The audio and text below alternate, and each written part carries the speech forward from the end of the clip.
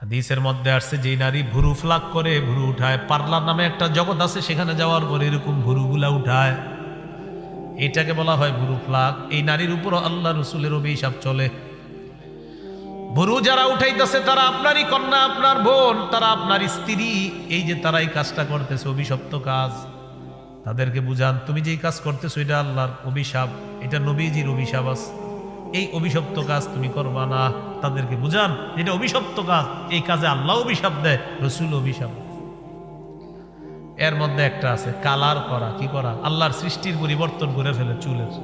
ছেলেটার বয়স মাত্র 21-22 বছর, হে সাদা চুল বানায় ফেলছে, লাল চুল বানায়। আরে ঘটনা কি? লাল চুল তো আমগো দাদার, সাদা চুল আমগো দাদার, আপনার চুল সাদা কেন? অসুস্থ নাকি? না, কি এটাই ফ্যাশন।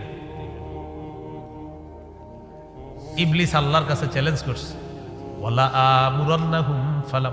আমুরান্নাহুম ফালা ইউগাইয়িরুন্না খালকাল্লাহ। আল্লাহ মানুষকে আমি কুমন্ত্রণা দিব, তাদেরকে আমি এমন কাজ করাবো তারা তোমার সৃষ্টি পরিবর্তন করে দিবে।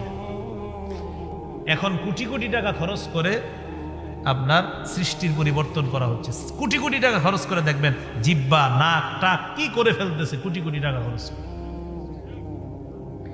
তো ইবলিস বলছে যে আমি তোমার সৃষ্টি পরিবর্তন করাবো তাদেরকে দিয়ে, মানুষকে দিয়ে, মাখলুককে দিয়ে। আমি কি করব? খালেকের যে সৃষ্টি, এই খালেকের সৃষ্টি আমি মাখলুকের দ্বারা পরিবর্তন করানোর এই ফিতনা আমি লাগিয়ে দেব। এটা ইবলিস বলছে সূরা নিসা। তো চুলগুলা পরিবর্তন করে ফেলে। আপনারা যুবক যারা আছেন, আপনারা যদি বিয়ে করেন তো বিয়ের আগে তো মেয়েরে দেখতে যান, কন্যা পক্ষকে দেখতে যান। তো দেখতে যাওয়ার পর যখন কন্যা আপনার সামনে আনবে, আনার পর যদি দেখেন খালি চুল লাল বা সাদা, বলবেন কি দাদি আপনার নাতনি কোথায়? তো পাশ থেকে আপনাকে কানে একজন বলবে এটাই পাত্রী। আপনি বলুন ও আচ্ছা, আসলে আমার দাদির চুল লাল, তো এই জন্য ভেবেছি এটা কি দাদি কিনা বা কেউ। শরম লজ্জা থাকলে জীবনে আর চুল কালার করবে না। হ্যাঁ ঠিক আছে, আর ঠিক তো ঠিক আছে, বাকি ছেলেরাও কালার করে।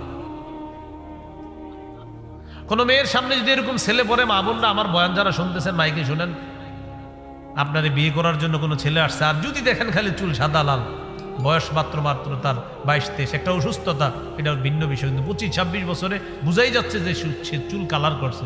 আপনিও বলবেন দাদা আপনার নাতি কোথায়? সরাসরি কেন?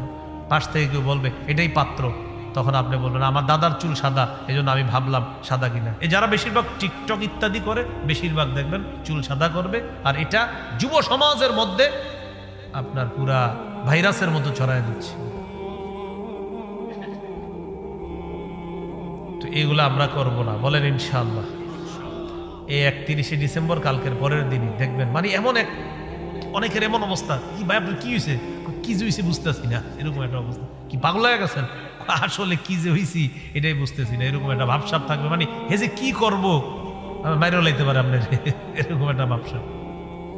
12টার পরে আমরা ঢাকা গিয়ে ঢুকবো, আরে এই সেই না, এই দিক দিয়ে না, ওই রাস্তা না, ওটা দিয়ে ঢুকেন, ওখান দিয়ে যান, এই দেন। মানে বিভিন্ন রাস্তার গলি বন্ধ পাবো, কেউ খেলতেছে, গান চালাইতেছে। ওই যে বললাম 4টা বাজে তাহাজ্জুদ পুরা ঘুমাবে, তো এরকম গান টান চালায়, বাস এই রাস্তায় ঢুকতে দিবে না, ওইটা দিয়ে যান, ওইটা দিয়ে দিবে না, আর একটা দিয়ে যান। আরে ভাই হইলোটা কি? ও পাগল হয়ে গেছে। এগুলো 3 নাম্বার টেটু আঁকা। 4 নাম্বার আতশবাজি করা। আতশবাজি শুধু যে হ্যাপি নিউ ইয়ারকে কেন্দ্র করে হয় তা না, এটা বিয়ের সময়ও হয়, এটা গায়ে হলুদের সময় হয়, এটা ঈদের আগের রাতেও হয়। এগুলা করবেন না। আপনি যখন 4-5 জন আতশবাজি ফুটাবেন, এলাকার যে মুরব্বীরা শুয়ে থাকেন আপনার লাভ দিয়ে ওঠে, কিরে বাবা দেখতো কি হয়েছে, ভয় পায়। বাচ্চা সন্তান ছেলে মেয়ের লাভ দিয়ে ওঠে, কি হলো, মা বাবারে জড়ায়া ধরে, ভয় পায়।